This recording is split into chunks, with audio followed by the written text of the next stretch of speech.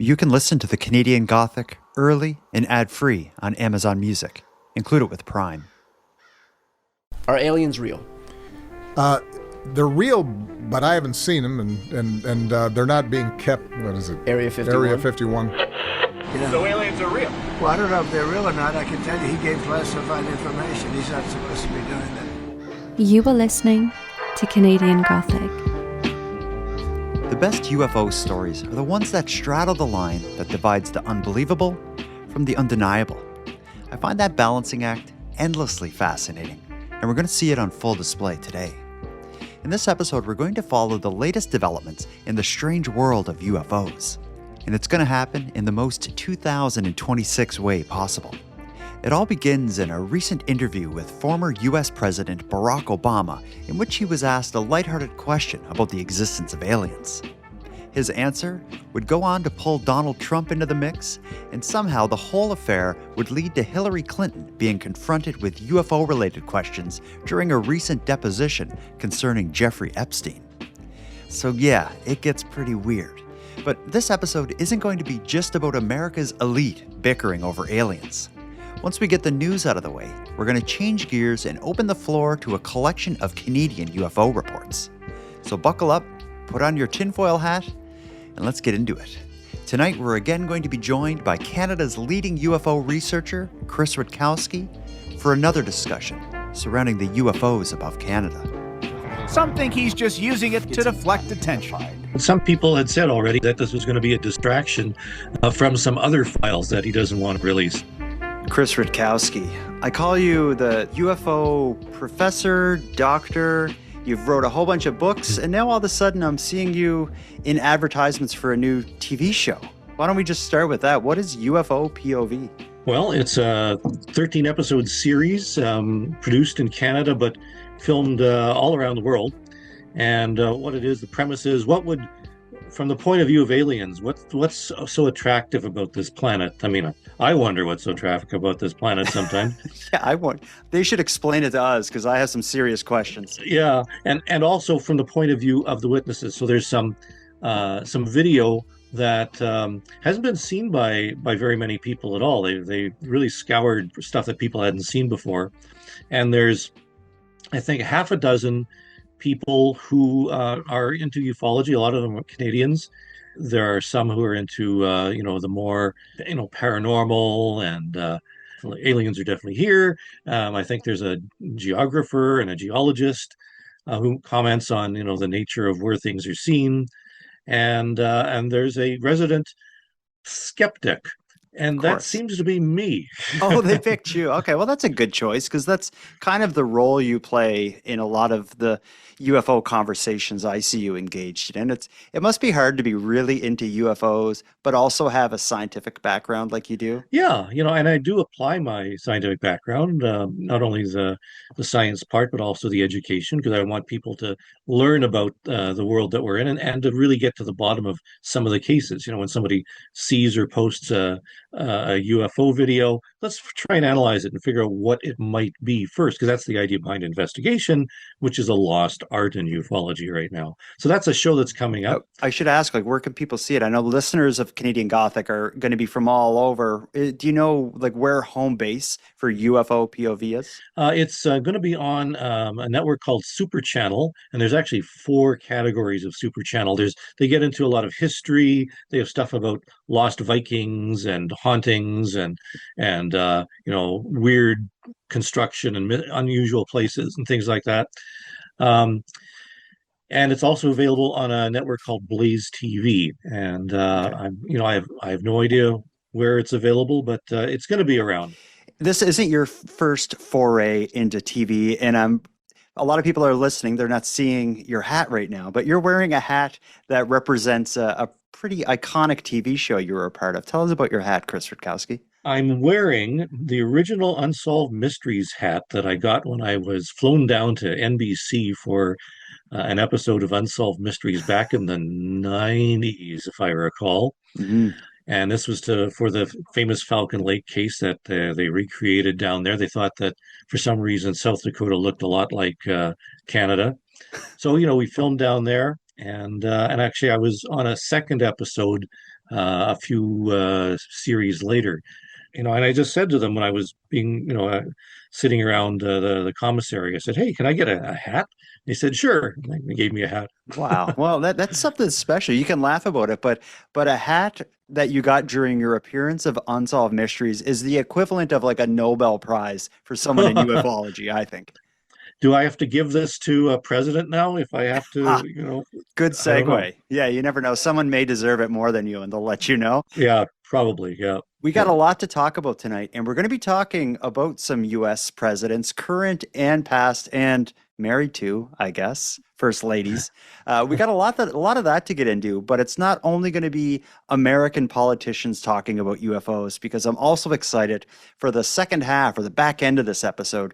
We have a whole collection of Canadian UFO reports to go through, many of which were sent to us by way of voicemail through listeners of the show and members of the UFOs Above Canada Facebook group.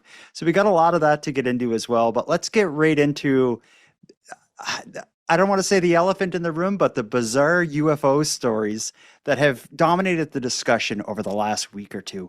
Now, whenever the UFO topic hits American politicians or American government in any way, it just creates this unique type of chaos. And I'm sure the last 2 weeks of your life or last week or so of your life has been dominated by emails and phone calls related to what past presidents are saying about UFOs. Is that fair to say? Yeah, I did a lot of interviews about that. Yeah. Yeah. But you're getting the real stuff. Yeah. Okay. Well, we'll get into all of it and we'll get your take tonight, but let's just kind of walk through what happened. It all starts on the 14th of February, aka Valentine's Day. Former U.S. President Barack Obama appeared as a guest on a show hosted by Brian Taylor Cohen. Most of the interview focused on what you'd expect, serious political topics, but near the end, the host switched it up to a sort of lightning round type segment where Obama would field a series of questions and have just a limited amount of time to answer. One of the questions is what kickstarted this whole strange, bizarre UFO turn of events. I'm just going to play the clip of Obama answering that question. This untapped power that we have to get back to. So I want to do a little bit of a lightning round here because it's not often I'll get access to the President of the United States. So a couple questions here. Are aliens real? They're real, but I haven't seen them, and they're not being kept in, what is it? Area 51? Area 51. There's no underground facility unless there's this enormous conspiracy, and they hid it from the President of the United States. What was the first question you wanted answered when you became president? Where are the aliens? Where are the aliens? Great answer. Great answer. Yeah. When you listen to that clip in full, in the context of it being this kind of lightning round and sort of this lighthearted answer, it makes a bit more sense. But what actually happened was someone took a clip of that moment where it just seems like this discussion was just a part of a serious conversation and not a lightning round. And I guess fair to say it went viral. It had people talking all over the world in UFO circles that Barack Obama just admitted to it. The American government is aware of aliens. Yeah, a lot of UFO experts pounced on this and they said, "Oh yeah, we're the insiders. We really know." The thing is, I think every president over the past 50 years has been asked about UFOs and aliens. Mm-hmm. And in fact, that wasn't the first time Obama was asked. I think he was on James Corden as well, and a few others with the same type of response. Well, sort of flippantly, "Oh, I haven't seen any, and maybe they're there or whatever." And Obama was really just regurgitating what he'd heard, obviously. Mm-hmm. The prevailing opinion is that, yeah, they're real and he hasn't seen any. But there's a couple of things that he said that really made a lot of people stand up and notice, not just from that clip, but the thing is, so he hasn't seen them and they're not kept in Area 51 unless, and it was that unless that sort of, oh no, he didn't say unless, didn't he? Yeah, that's leaving the door open. There could be a conspiracy. Oh no. So he's in on it. He knows. Yeah. So that created a whole whirlwind of conversation, which led to Obama, I guess, kind of either backtracking or clarifying his statements. He released a post on Instagram with the following text: I was trying to stick with the spirit of a speed round, but since it's gotten attention, let me clarify. Statistically, the universe is so vast that the odds are good that there's life out there. But the distances between solar systems are so great that the chances we're being visited by aliens is low. And I saw no evidence during my presidency that extraterrestrials has made contact with us. Really? Exclamation point. So, I think when you read that with a rational mind, you're like, yeah, that makes complete sense. Statistically, they're out there somewhere. Yeah, that's the standard astronomical view, that there's aliens out there somewhere, but they're so far away and we haven't seen any proof. But again, he had that unless in his first clip, and people are saying, unless there's a conspiracy, and would they tell the president? I don't know.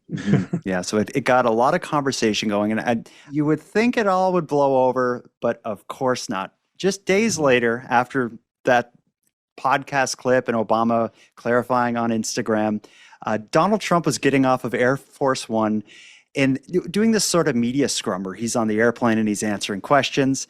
And one of the reporters asked him about Obama's statement about aliens. And here's Donald Trump's response. Barack Obama said that aliens are real.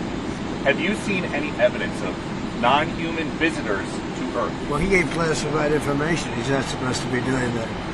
So aliens are real? Well, I don't know if they're real or not. I can tell you he gave classified information. He's not supposed to be doing that. He made a big mistake. He took it out of classified information. No, I don't have an opinion on it. I never talk about it. A lot of people do. A lot of people believe it. Do you believe it, Peter? Well, the president can declassify anything that he wants to, so if you want to make an announcement. I may get him out of trouble by declassifying. We know illegal aliens are real. Yeah, illegal. Only illegal. So not really surprised by Trump's answer. He kind of uses it as a bit of an opportunity, I guess, to poke some trouble in the direction of Obama. Well, he has a lot of animosity towards Obama. Really doesn't like him and puts him down as much as he can. So, that was certainly sparked it. But the question is, I suppose, what was it in Obama's statement that was releasing classified information? I mean, he really didn't say anything that we didn't know already, unless it was something like, well, the aliens aren't in Area 51, the ones that we have. They must be somewhere else. Is that what's classified? Or I don't see anything. Yeah, but those statements that come from Trump in that moment, they don't really say a lot. Again, yeah, he's poking at Obama a little bit, but as Donald Trump does, when he gets home and he opens up, I guess, his solid gold laptop, he goes on to Truth Social and says the following statement. Based on the tremendous interest shown, I'm going to be directing the Secretary of War and all other relevant departments and agencies to begin the process of identifying and releasing government files related to aliens and extraterrestrial life, unidentified aerial phenomenon, and unidentified flying objects, and any and all other information connected to these highly complex but extremely interesting and important matters. God bless America. So he's opening the floodgates. Is that what's happening here? Well, yes and no. I mean, it's interesting. There's two things. One is he didn't say anything about classified files or secret files. He said looking for files. Okay. And which we have a lot of anyways. And also the All Domain Anomaly Research Office, this AARO, is releasing files all the time. Not really enough, but we do have files. I mean, I have files from the FBI and Project Blue Book. I mean, there's all those files, but there's nothing mentioning about classified or secret, and nothing there that says he wants them to declassify. He just release files. Second part is he says he wants to have them begin the process of, which means that, I mean, it could be years, it could be 10 years. I mean, what are they going to look for? Where are they going? And the third point is there's a suspicion that the really good stuff, like if it is some sort of weapon that's been reverse engineered, it's with Lockheed Martin, it's with Boeing. I mean, it's these companies that are not subject to presidential oversight, and they're not. They don't have to comply with any presidential order. So there's a lot there that suggests there's going to be some stuff released. And in the later days, Hegseth says, yeah, he's getting people to find files. But what do those comprise? And are they going to be redacted? I mean, there's redactions that are certainly possible. I mean, even now, it's possible to get both a redacted and an unredacted version of Project Blue Book. And it was released with the redactions. Is that what we're expecting from this? And we have to go through a legal process? I don't know, but it's certainly not the disclosure that a lot of the UFO experts are saying, this is it, we're going to get the information. And by the way, this is the same government you don't believe, and suddenly they're saying we're going to release files and you're going to believe them? Yeah, it puts a lot of people in a bad position to be, or to be like, yeah, he's gonna reveal it all. But I can't imagine there's going to be any follow through on this. Like the amount of things that are said and then not followed through on from seemingly any political party or government, but especially so right now. I just feel like we're not going to hear anything else about this. We'll get to it, but the word files is a bit of a buzzword right now. There's a lot of files that people in the United States and across the world are interested in getting access to. Of course, you know what I'm talking about. This is coming out at a time when the Epstein files and what's in there and what's redacted and what isn't is a huge conversation, a conversation so huge that it seems like the UFO topic and the Epstein and Epstein files topics are all combined or combining together. So there's one more strange thing that played out over the last few days. Of course, in the whole Epstein files saga, they're deposing Bill Clinton and Hillary Clinton. During a closed deposition before Congress, former U.S. Secretary of State Hillary Clinton said she faced repeated questions about her ties to Jeffrey Epstein and UFOs. Let me play you a little clip of Hillary Clinton speaking to reporters about her recent conversation about the Epstein files before Congress. When it was all over, Hillary Clinton summed up the thrust of the hearing before U.S. lawmakers this way. The same question, again and again and again. Literally over and over again. I don't know how many times I had to say I did not know Jeffrey Epstein. I never went to his island. I never went to his homes. I never went to his offices. Bill Clinton will testify Friday. For her part, Hillary Clinton suggested some of the other questions she faced seemed off topic. It then got, at the end, quite unusual because I started being asked about UFOs. In her published opening statement, she slammed Republicans who controlled the hearing, calling it a fishing expedition. If this committee is serious about learning the truth about Epstein's trafficking crimes, she wrote, it would ask Donald. Can you imagine any reason why in a deposition before Congress about ties to Jeffrey Epstein, they would include questions about UFOs? Well, no. But it just shows you how normalized and how strange things are, both at the same time. Mm-hmm. It's normal to have politicians being asked about UFOs now, and it's strange enough that the topic is going mainstream. Mm-hmm. And it's just very, very strange. That's a good way to put it. It's just the whole questions about Epstein leading into UFO questions. That must just make some people out there in the UFO world.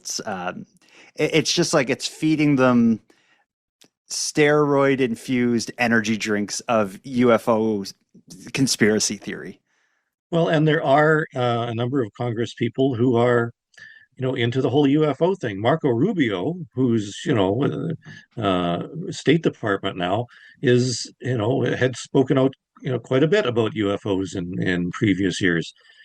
So, I mean, there are a number of politicians who are going to be talking about this. And, Trump himself, one of his promises was that he was going to release the UFO files from his first term. Mm-hmm. So who knows? Mm-hmm.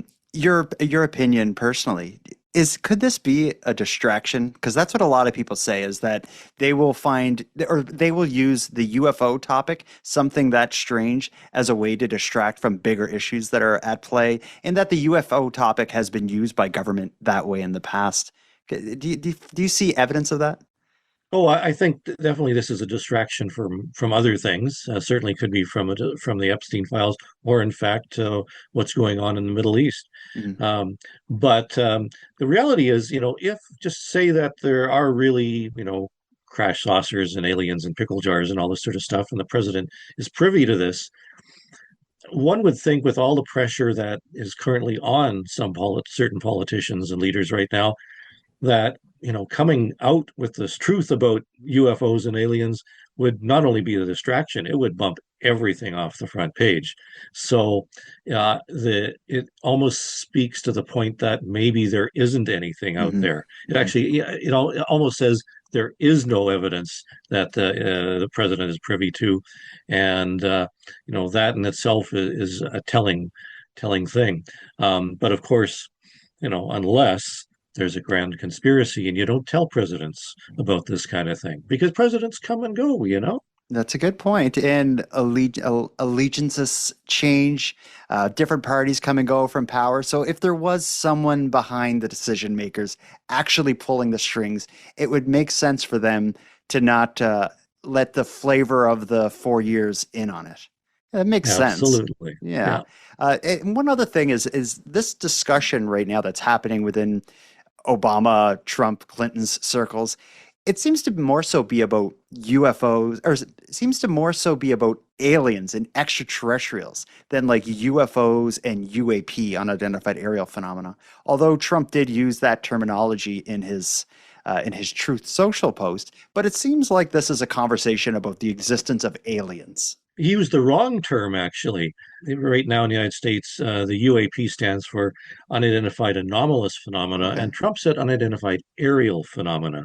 Some people have picked up on that because they're looking at the space objects that people have seen that they couldn't explain, Mhm. and the underwater objects. Mhm. So, there's all sorts of stuff that can be read into this. Yeah, that's a good point. But I just think with the release of any of this kind of data, the thin line between like UFO, strange stuff in the sky information with national security, espionage, it's such a thin line that I can't imagine, even if there are these cache of files related to this stuff, I don't ever see it seeing the light of day.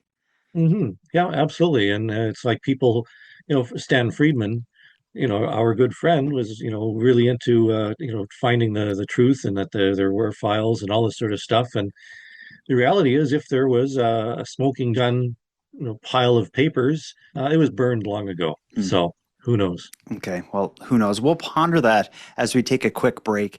When we get back, we got some really exciting stuff. As I teased at the beginning, I have a whole collection of Canadian UFO reports that I'm going to play for you and analyze alongside you. And I think you have some reports as well from a Canadian Aviation Authority. Yep. CADORS? What does that stand for? CADORS is Civil Aviation Daily Occurrence Reports made by pilots on anything unusual that they've seen. Let's take a quick break. When we get back, we'll get into them.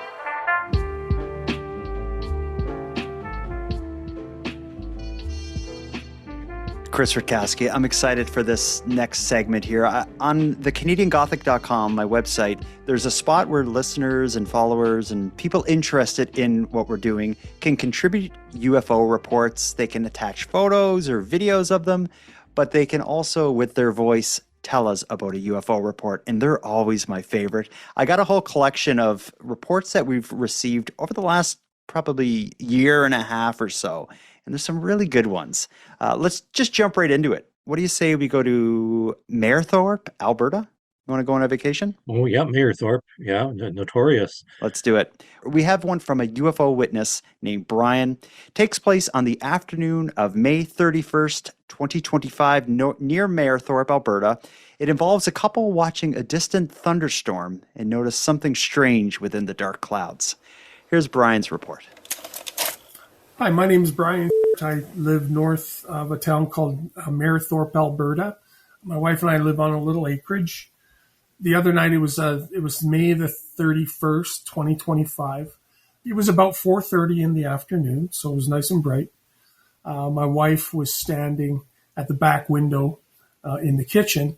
And out the back, we always get a lot of deer and and moose, and every now and then a bear or a couple of elk or something in the field out the back. So we've always got a set of binoculars sitting there.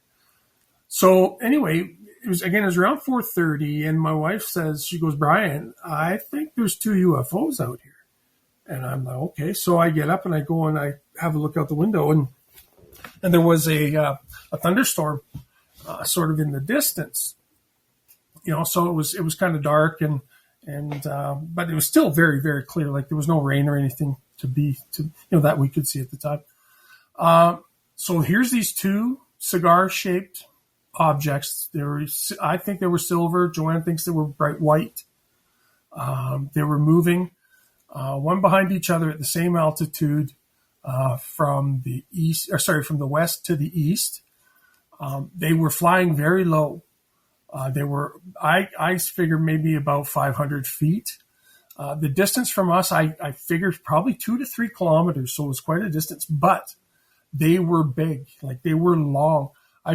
Again, everything taken into account, I figured they're 100 or 200 feet long. And again, very bright and shiny.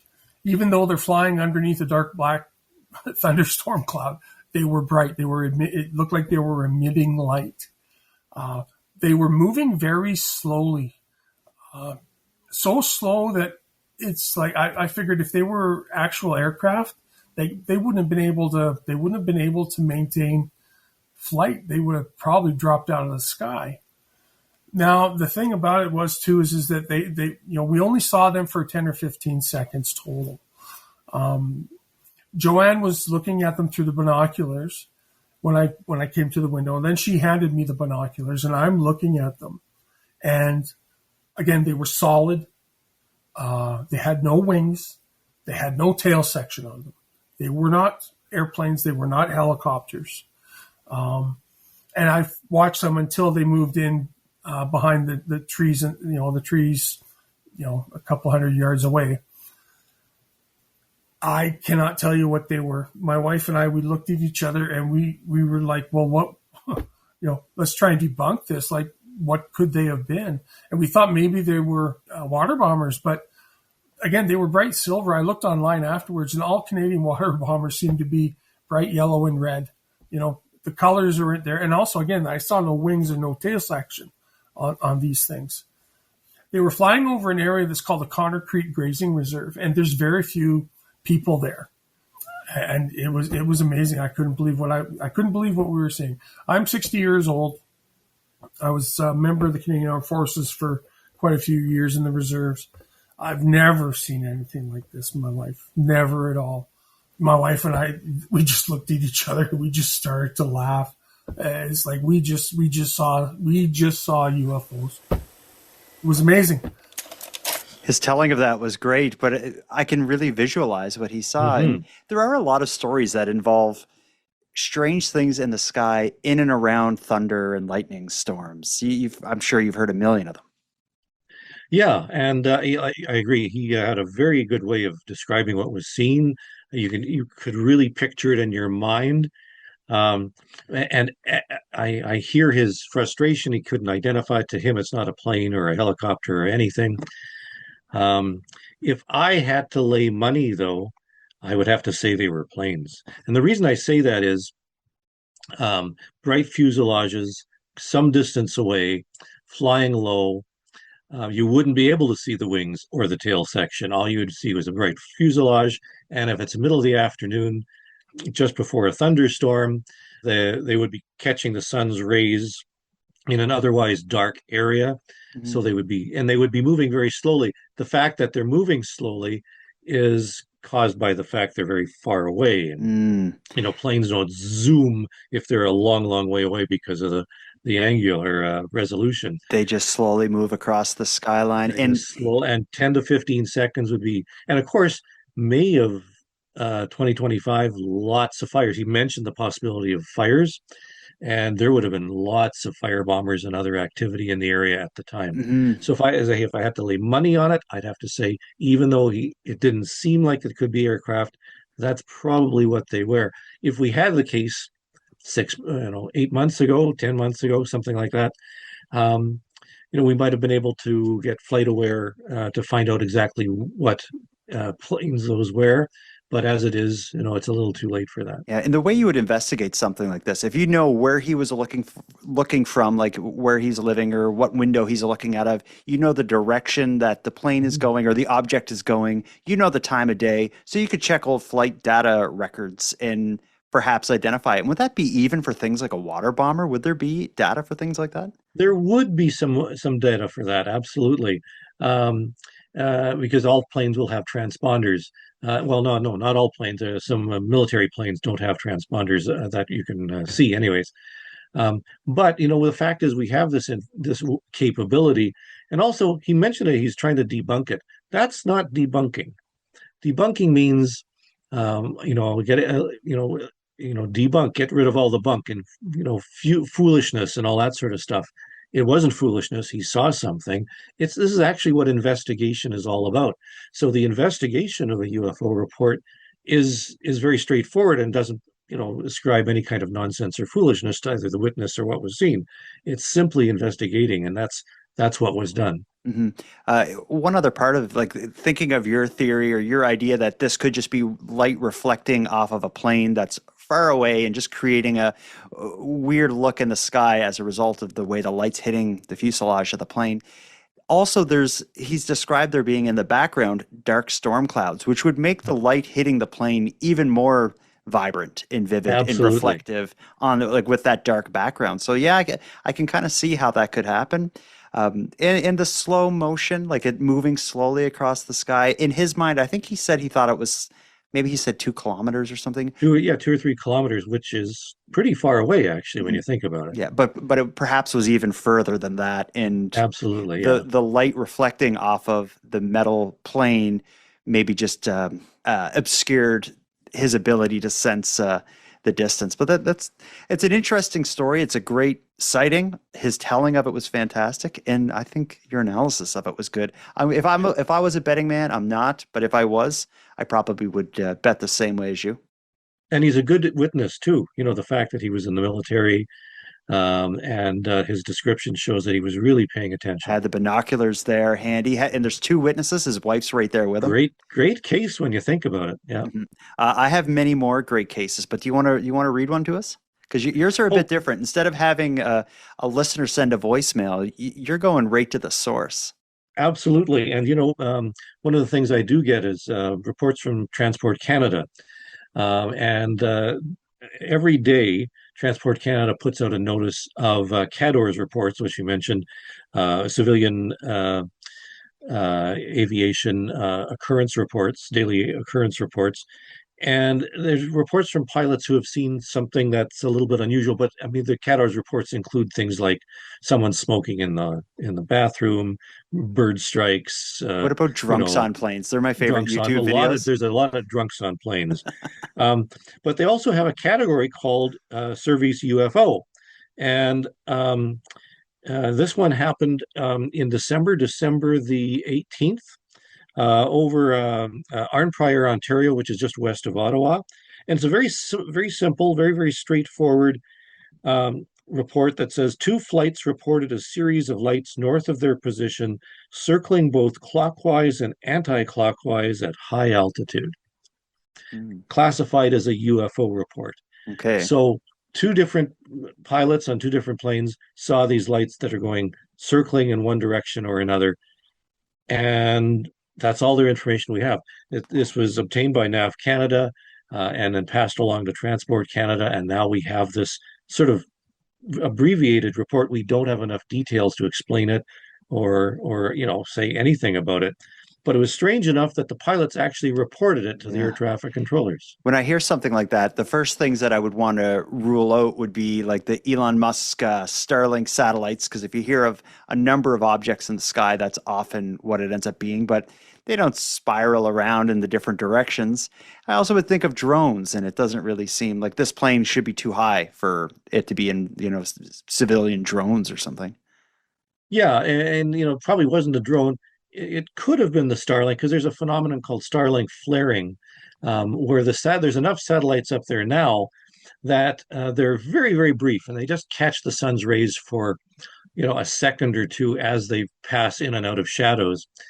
And there's a racetrack phenomenon where it looks like they're going around and around, but they're actually a number of satellites that just seem to be moving from one spot to another, but it's a series of satellites that are appearing and disappearing. We don't know enough about what direction these things were, and a precise enough location. So we can't really say that. But pilots are reporting these things, and in some cases, they've been proven to be seeing Starlink flaring. We don't know, but this shows you there's a need to understand what's going on in our skies.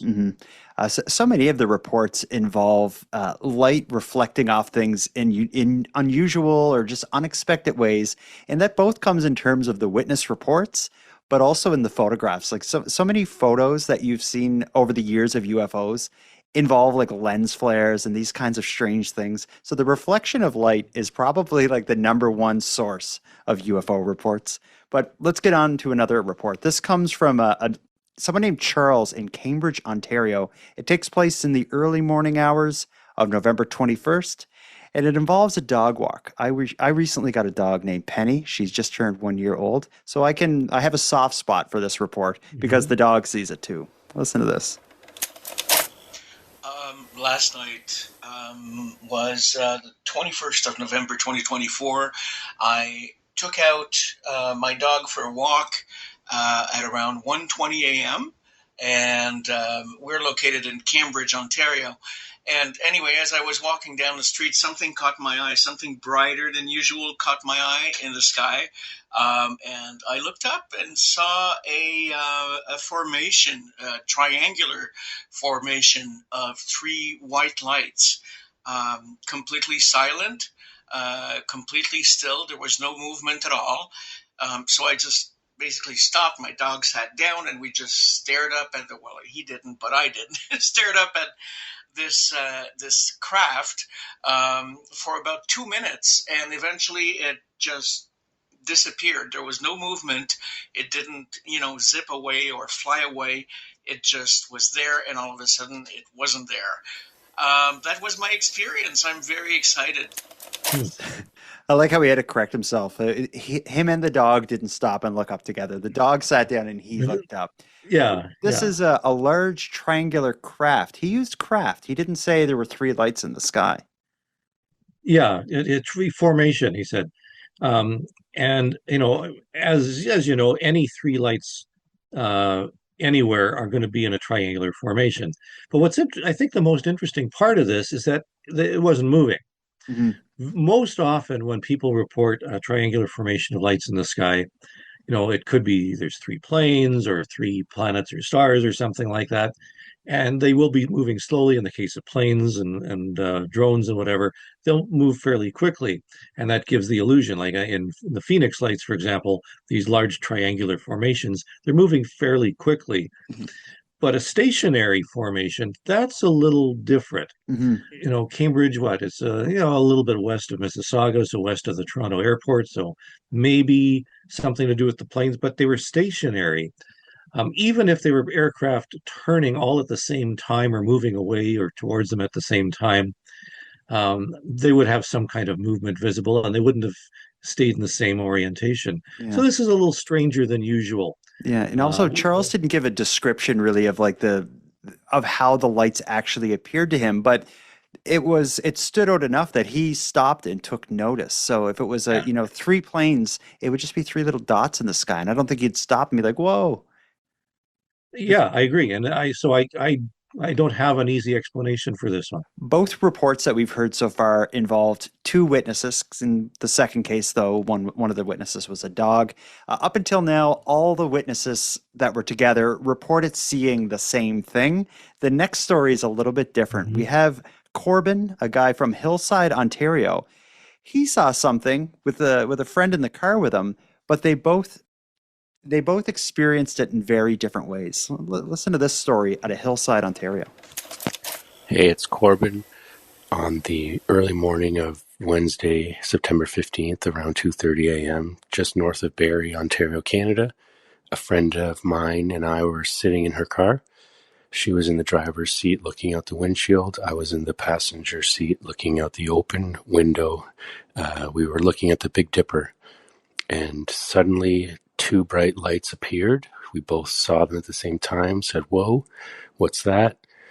I was witnessing the two lights perform differently than what she was witnessing in real time.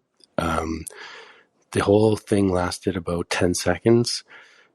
When I realized that we were watching the same two objects to do different things at the same time, I leaned towards her to see from her vantage point, and she said, "Whoa," because her two lights took off beyond the tree line instantly, and I didn't see that. But when I saw from her vantage point there was nothing there, I looked back to my open window and there was nothing there. And we both have been discussing it ever since for the last 2 days, and it was one of the coolest things I ever seen. Thank you. It's hard to follow, but he's in the passenger seat looking out the passenger side window, it sounds like, at the Big Dipper. She's in the driver's seat, more so looking out the front windshield at the Big Dipper. But it seems like he doesn't explain exactly how it differed, but they both seem to be seeing the same two objects perform different maneuvers in the sky and leave the sky at different times. That doesn't make a lot of sense to me. No, and if you're driving facing forward and you're looking at the Big Dipper, you would, if it's, I mean, if he's looking out his right hand passenger window, he's looking in a different direction than she would be looking. So I'm not sure of the orientation here, because the windshield is fairly unique and set in terms of directions you can look. I know when I'm driving and my wife says, "Hey, look at that," she can be pointing right next to me and I have no idea what she's looking at. And it almost involves divorce, but we get over that. And but I don't know. I mean, I sometimes can't see those things either. But according to this fellow, they were both looking at the same two lights that were doing something different. And it is actually relatively common. We do hear reports where two people, a passenger and the driver, have different experiences. There's a classic case from Australia involving a abductee case where the husband and wife were driving along. She sees a craft and certain disc shape and whatever, and the husband's driving along and doesn't see anything. There are cases like that. So maybe this is something, along those lines, but hard to tell. And it's a few years old. So it's a tough one. Yeah, it is. A lot of, I find that the witnesses experience it in a different way often. Some are very physical. They describe how it looked, how it moved, how long it was up there. And some are more emotional. They describe how they felt, being scared and whatnot. The last report that I have that we'll get into is very much one of those kind of emotional experiences. But before we get into it, let's hear another Cador's report. If you have any other stories of things aviators in Canada reported as being unusual. I do, and it's a little different because this is something that was detected on radar. Okay. Now, we usually hear about lights in the sky and things like that.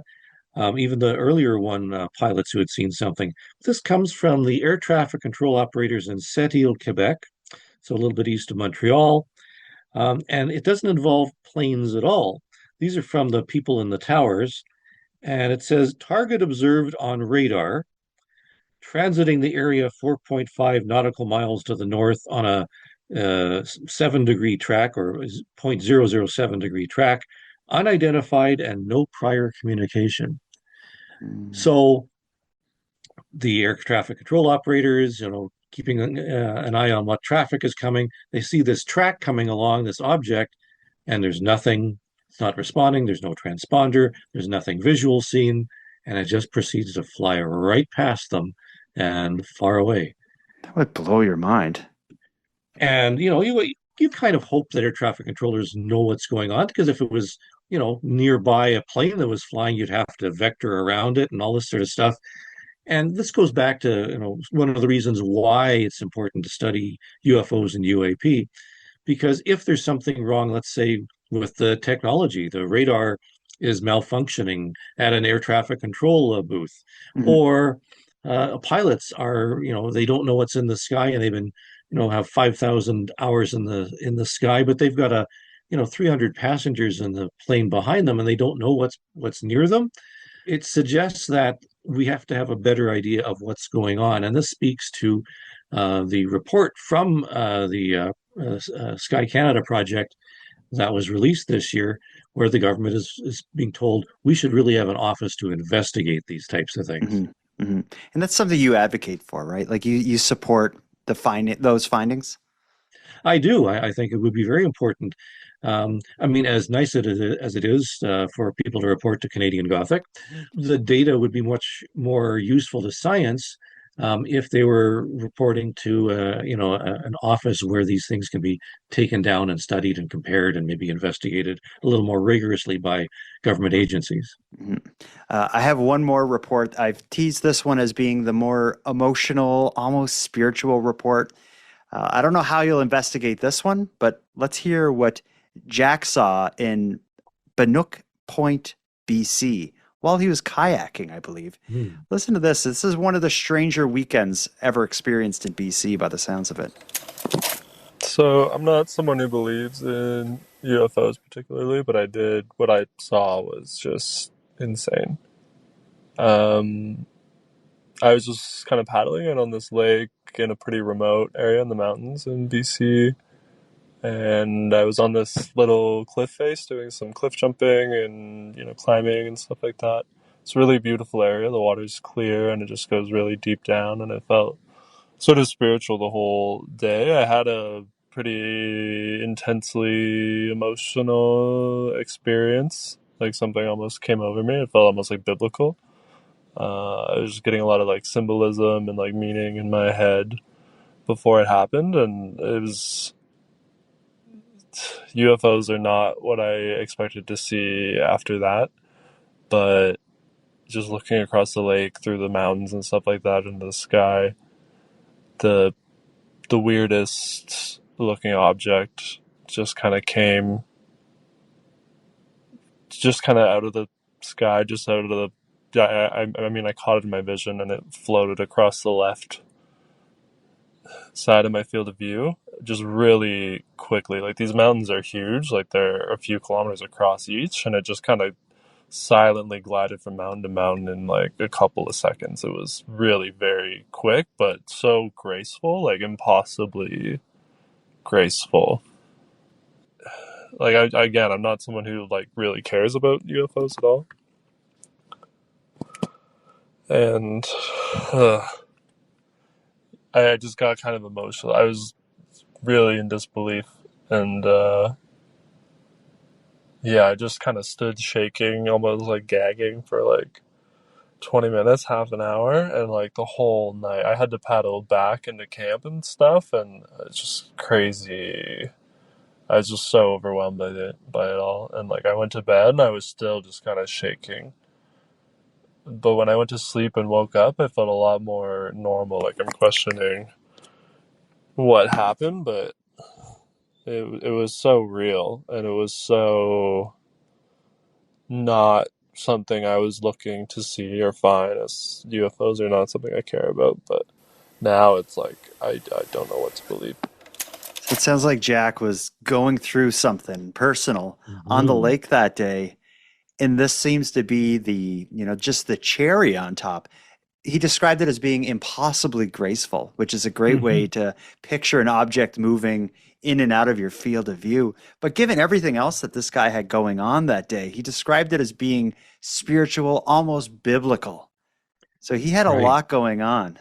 It is not a lot of detail, like we still don't know what it looked like, but to him it was very profound. And we do get this from witnesses, that if they see something, if their worldview is there's no such thing as aliens or UFOs, and they see something, it can really rock their world, like literally, and be very disturbing psychologically and emotionally. And it gives you that feeling in your stomach, like this is really something.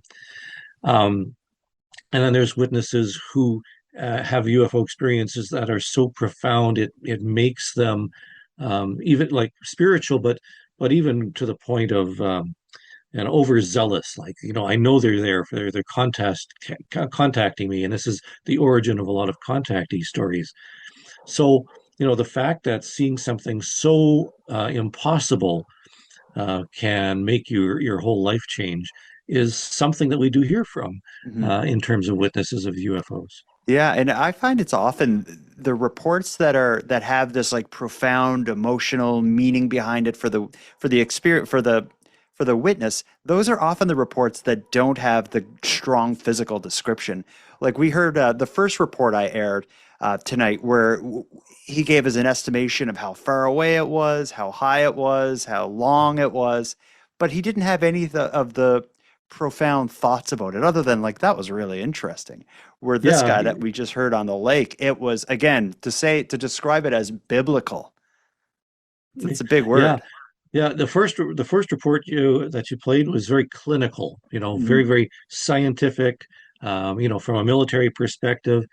Whereas this one had none of that, but was equally as profound and earth-shattering to the witness himself. So it's very fascinating to see how UFOs are. Um, they're so important to us. In terms of belief in the aliens in the universe, whether we're alone or not. You can be approached from a scientific, the nuts and bolts ufology versus the more spiritual and experiential ufology. And that's Mm. why the term witness has sometimes been replaced as experiencer, that you're not a UFO witness, you're a UFO experiencer. Well, we really see that dynamic here, where the first clinical report we heard was certainly a witness.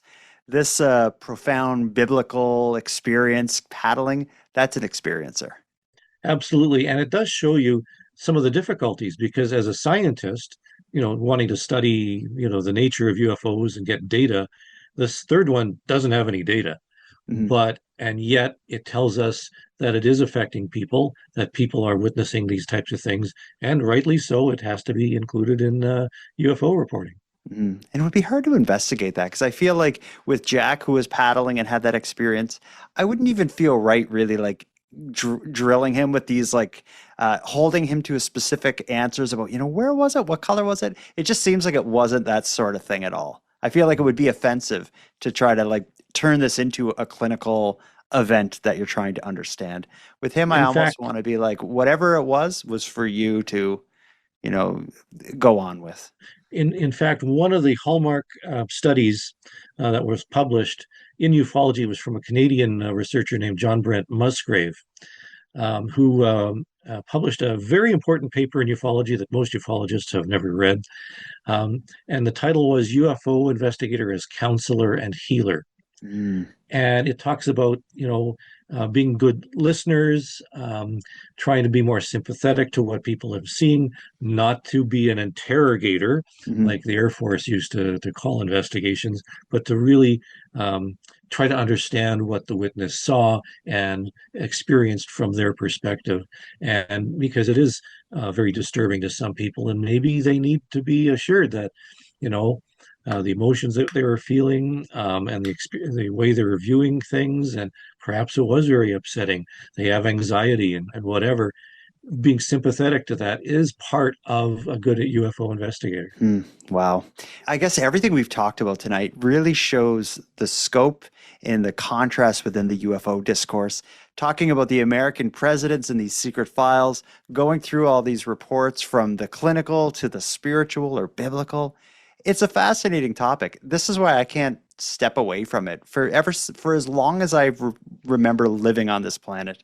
I've been interested with UFOs and in UFOs and saw this kind of beauty in the mystery. And just at the end of tonight, reflecting on just what we talked about tonight reminds me why I love this so much.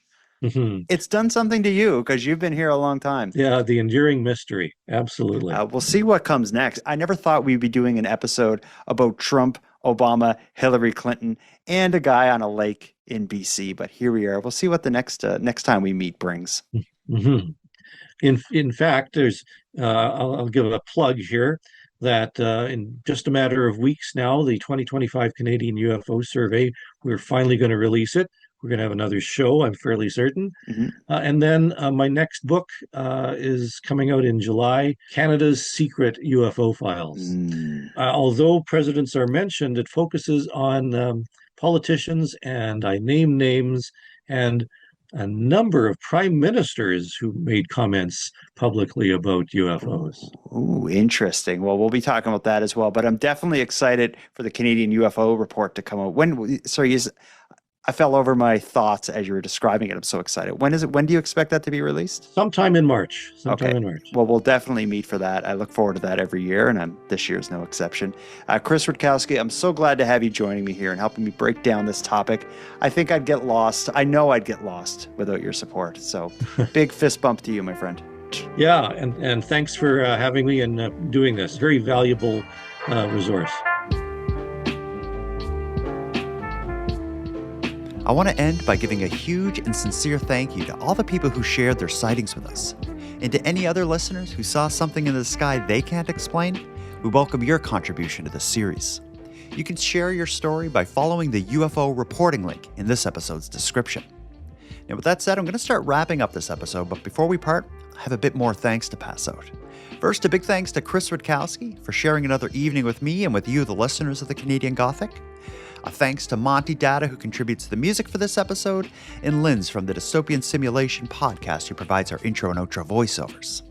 And then lastly, but most importantly, a massive thank you to each and every one of you listening to the Canadian Gothic, as without your interest and your support, this show would be as pointless as it would be impossible. On the topic of support, let me thank the newest subscribers to our premium feed, Tanya, Kara, and A. Sin. We appreciate you. And for anyone else who'd like to support the show, you can do it in a variety of ways.